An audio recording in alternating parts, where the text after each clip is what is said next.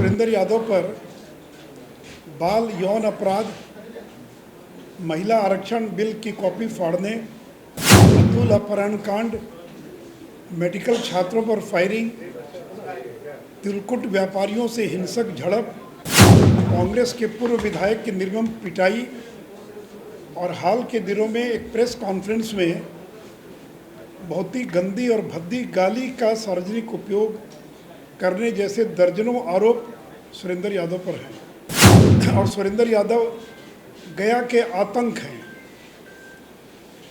जिनके नाम से लोगों में सिहरन पैदा होती है। लोग डर जाते हैं कि सुरेंद्र यादव आ रहे हैं।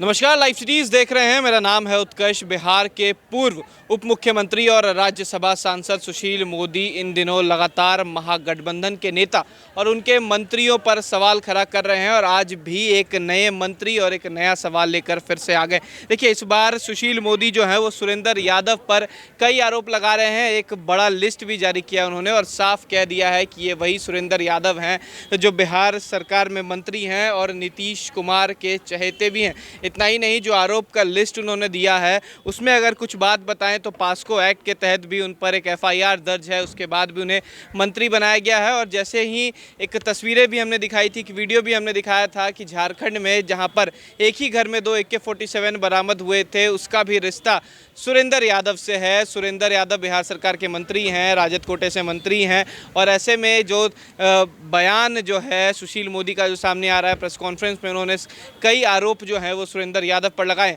पहले आप ये बयान सुने, क्या कुछ कह रहे हैं सुशील मोदी। पिछली प्रेस कॉन्फ्रेंस में नीतीश सरकार के एक मंत्री के भ्रष्टाचार से जुड़े मामले का हम लोगों ने खुलासा किया था। आज एक और मंत्री उसके आपराधिक इतिहास का हम खुलासा करेंगे और नीतीश जी ने अपने मंत्रिमंडल में आपराधिक रिकॉर्ड वाले और भ्रष्टाचार में जो चार्जशीटेड लोग हैं, ऐसे लोगों को शामिल कर पूरे बिहार को उन्होंने शर्मसार करने का काम किया है। आज इस मंत्री की हम चर्चा करें, उनका नाम है डॉक्टर सुरेंद्र यादव। डॉक्टर सुरेंद्र यादव पर बाल यौन अपराध, महिला आरक्षण बिल की कॉपी फाड़ने, अतुल अपहरण कांड, मेडिकल छात्रों पर फायरिंग, तिलकुट व्यापारियों से हिंसक झड़प, कांग्रेस के पूर्व विधायक की निर्मम पिटाई और हाल के दिनों में एक प्रेस कॉन्फ्रेंस में बहुत ही गंदी और भद्दी गाली का सार्वजनिक उपयोग करने जैसे दर्जनों आरोप सुरेंद्र यादव पर हैं और सुरेंद्र यादव गया के आतंक हैं, जिनके नाम से लोगों में सिहरन पैदा होती है। लोग डर जाते हैं कि सुरेंद्र यादव आ रहे हैं। तो 2018 की बात है कि एक नाबालिग लड़की जिसके साथ सामूहिक बलात्कार हुआ, उसको गया पुलिस उस लड़की की मेडिकल जांच के लिए मगध मेडिकल कॉलेज लेकर आई। मेडिकल जांच के बाद जब लड़की निकल रही थी, गाड़ी में बैठ रही थी पुलिस कस्टडी में, तो सुरेंद्र यादव और उनके 25-30 लोगों ने पुलिस की गाड़ी को रोककर और ज़बरदस्ती उस लड़की को पुलिस गाड़ी से नीचे उतार लिया और उसका बयान लेने की कोशिश की और उसके चेहरे पर जो कपड़ा था उसको हटा दिया और इस दौरान उसका चेहरा उजागर हो गया। इस मामले में सुरेंद्र यादव पर पॉस्को एक्ट की धारा 13 के तहत मामला दर्ज है और पॉस्को एक्ट की आपको मालूम है, प्रिवेंशन ऑफ जो सेक्सुअल चाइल्ड एब्यूज़ एक्ट है, जो बाल यौन अपराध से जुड़ा एक्ट है। तो ये मामला बाल यौन अपराध से जुड़ा है। सुरेंद्र यादव पर पॉस्को एक्ट की धारा 13 के तहत मुकदमा दर्ज है। वो चार्जशीटेड है, इस मामले में जमानत पर हैं, उन पर चार्ज फ्रेम हो चुका है और अब मामले का ट्रायल चल रहा है। दूसरा मामला मित्रों, जो पुराने पत्रकार उनको ध्यान में होगा कि बिहार में एक अतुल अपहरण कांड पूरे देश में जिसकी चर्चा हुई थी, उस अतुल अपहरण कांड में श्री सुरेंद्र यादव को मंत्रिमंडल से इस्तीफा देना पड़ा था, उनको जेल जाना पड़ा था। और ये कांड क्या है? तो अभी झारखंड में जिस प्रेम प्रकाश का आप नाम सुन रहे हैं, जिनके यहाँ ईडी की रेड में 2 AK-47 राइफल जिनके घर से मिला, ईडी ने जिनको गिरफ्तार किया, इस प्रेम प्रकाश का भी संबंध सुरेंद्र यादव से है। और मैं थोड़ा उस घटना के बैकग्राउंड में ले जाना चाहूँगा, चूँकि जानना आवश्यक है। ये प्रेम प्रकाश पटना के SBI के अंदर पदाधिकारी था और चारा घोटाले का करोड़ों रुपया जो राजनेताओं की काली कमाई थी, उसके यहाँ वो पैसा जमा था। और प्रेम प्रकाश चारा घोटाले की काली कमाई को पैसे को लेकर फरार हो जाता है। तभी सुरेंद्र यादव, लालू यादव के साले सुभाष यादव, इन लोगों ने FIR दर्ज किया पटना में और एक पुलिस टीम को गुजरात भेजा, बड़ौदा। और बड़ौदा पुलिस टीम गई प्रेम प्रकाश को गिरफ्तार करने।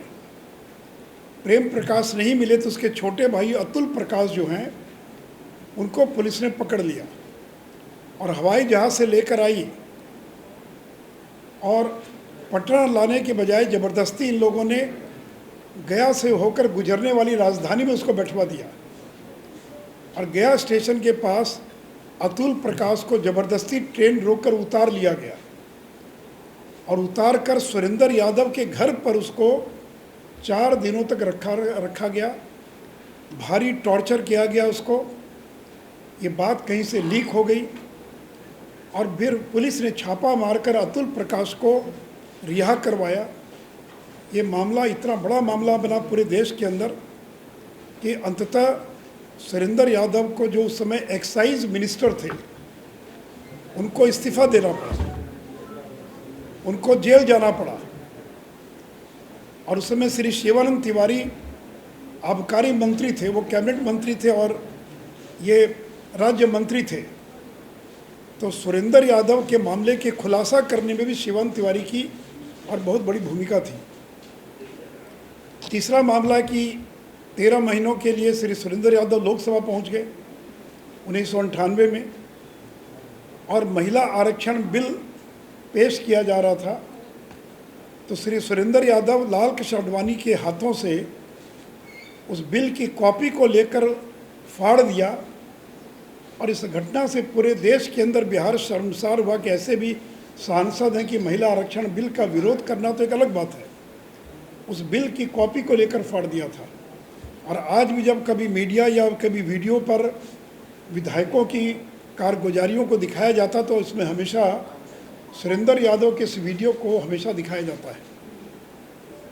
चौथी घटना है 2011 की कि मगध मेडिकल कॉलेज में सुरेंद्र यादव किसी काम से गए होंगे, वहाँ के जूनियर डॉक्टर से उनकी झड़प हो गई। उनके निर्देश पर उनके बॉडीगार्ड ने फायरिंग कर दिया। 3 जूनियर डॉक्टर्स के पाँव में, शरीर में गोली लगी, घायल हो गए। जूनियर डॉक्टर्स ने पुलिस जीप में आग लगा दिया और फिर सुरेंद्र यादव को जान बचाकर वहाँ से भागना पड़ा। इस मामले में भी उनकी गिरफ्तारी का वारंट उस ज़माने में, उस समय में और निकला था। एक और बहुत चर्चित घटना है श्री राम तिलकुट भंडार। हम सबों को मालूम है कि गया तिलकुट और अनरसा के लिए बहुत फेमस है। तो ये मकर संक्रांति के आसपास के दिनों की बात रही होगी कि सुरेंद्र यादव गए उस बाज़ार में और अपने बॉडीगार्ड और ड्राइवर को भेजा श्री राम तिलकुट भंडार में, और ये लोग गए और बिना पैसा दिए ज़बरदस्ती तिलकुट उठाने लगे। इसको लेकर झड़प हो गई। तो सुरेंद्र यादव अपने बॉडीगार्ड और ड्राइवर को बचाने के लिए वहाँ पहुँचे। तो तिलकुट व्यापारियों और सुरेंद्र यादव में झगड़ा हो गया, और झगड़ा हो गया तो झगड़ा इतना बढ़ गया कि मारपीट की नौबत आ गई। और जो व्यापारी थे, जो तिलकुट के व्यवसायी थे, उन लोगों ने जो कढ़ाई थी, खौलती हुई कढ़ाई, वो कड़छुल से सुरेंद्र यादव पर तेल फेंक दिया। सुरेंद्र यादव बुरी तरह से जल गए, उनको अस्पताल ले जाकर भर्ती कराया गया। इस घटना के विरोध में वहाँ के चेंबर ने और बाकी लोगों ने गया बंद का आह्वान किया था। ये घटनाएं मैं केवल आपको इसलिए बता रहा हूँ कि किस प्रकार का आतंक है वो व्यक्ति, कि चाहे वो मेडिकल का छात्र हो, दुकानदार हो, किडनैपिंग का मामला हो, हर तरह के मामले में इस व्यक्ति का इतिहास रहा है। यहाँ तक कि 1991 के लोकसभा चुनाव में श्री जीतन राम मांझी कांग्रेस के उम्मीदवार थे और श्री जय कुमार पालित गया के पूर्व विधायक, उनकी बुरी तरह से पिटाई कर दिया सुरेंद्र यादव ने, और इस मामले में श्री पालित को गंभीर अवस्था में अस्पताल में भर्ती कराना पड़ा था। एफआईआर दर्ज हुआ। तो ये 91 लोकसभा की बात है। इनका पूरा परिवार किस तरह से इन्वॉल्व है अपराध में। इनके एक भाई है, सुरेंद्र यादव के भाई हैं राजकुमार उर्फ मंटू यादव। 2014 में ईडी ने, प्रवर्तन निर्देशालय ने 9 करोड़ 26 लाख की इनकी संपत्ति को जब्त कर लिया। मंटू यादव पर आरोप था कि जहरीली शराब कांड में 20 लोग मर गए थे और इनका शराब माफिया लोगों से संबंध था। इस मामले में और बिहार पुलिस की प्राथमिकी के आधार पर ईडी ने देहरादून में 2 मकान, गया में मार्केट कॉम्प्लेक्स, आलीशान मकान गया में और आसपास 15 प्लॉट जब्त कर लिया था। मंटू यादव पर हत्या, अपहरण, रंगदारी के 11 मामले दर्ज थे। तो सुरेंद्र यादव जो अपराध कराते थे या रंगदारी या दबंगई दिखाते थे, उसमें अपने बॉडीगार्ड, अपने ड्राइवर, अपने भाई का पूरा इस्तेमाल करते थे। और अभी हाल की घटना तो सबों को मालूम है कि मंत्री बनने के बाद जब वो गए और प्रेस कॉन्फ्रेंस में उन्होंने क्या कहा, उसको रिपीट करने की आवश्यकता नहीं है। तो नीतीश जी, आप ऐसे लोगों को अपने मंत्री परिषद में शामिल कर बिहार में सुशासन कैसे कायम करेंगे? पूरे देश में आप किस प्रकार का मैसेज दे रहे हैं?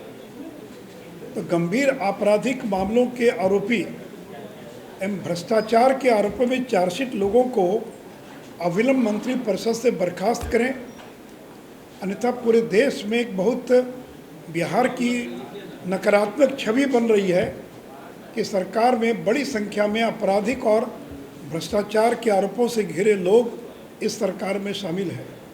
इसलिए मैं नीतीश जी से अपील करूंगा कि सुरेंद्र यादव एवं अन्य ऐसे मंत्रियों को, साथ ही साथ जो भ्रष्टाचार में लिप्त लोग हैं, जो चार्जशीटेड हैं, ऐसे सभी लोगों को और अपने मंत्रिमंडल से बर्खास्त करें। अन्यथा जो एक बिहार की हम लोगों ने एक सकारात्मक छवि बनाई पूरे देश के अंदर, वो छवि बुरी तरह से प्रभावित हो रही है और बिहार शर्मसार हो रहा है।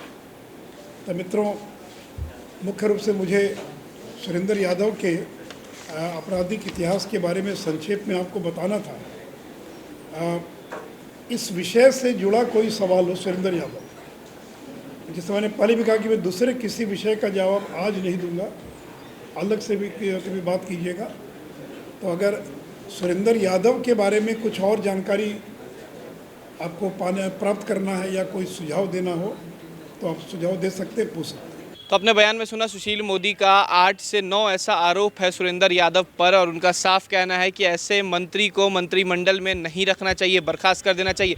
लेकिन जो आरोप लगाए जा रहे हैं सुशील मोदी के द्वारा, उसमें पास्को एक्ट के तहत भी उन पर आरोप है। इतना ही नहीं, छात्रों से पिटाई जो है वो की गई थी, उस पर भी उन पर आरोप है। तो गया में व्यापारियों के साथ मारपीट की गई थी। तमाम चीज़ों पर आरोप जो है वो सुरेंद्र यादव पर है। और ऐसे में सुशील मोदी साफ कह रहे हैं कि ऐसे मंत्री बिहार सरकार में नहीं होने चाहिए, ऐसे छवि उनका नहीं होना चाहिए। इतना ही नहीं, उन्होंने यह भी बताया जब बीजेपी की सरकार थी केंद्र में और लोकसभा सांसद हुआ करते थे सुरेंद्र यादव, उस समय भी उन्होंने महिलाओं को लेकर जो बिल आया था वो आडवाणी जी से लेकर फाड़ दिया था। तो किस तरीके का चरित्र जो है वो सुरेंद्र यादव का है वो सुशील मोदी बता रहे हैं। फिलहाल खबर में सिर्फ इतना ही। आप हमारे साथ बने रहें और हमारे चैनल को सब्सक्राइब नहीं किया है तो जल्द से जल्द सब्सक्राइब कर लें। धन्यवाद।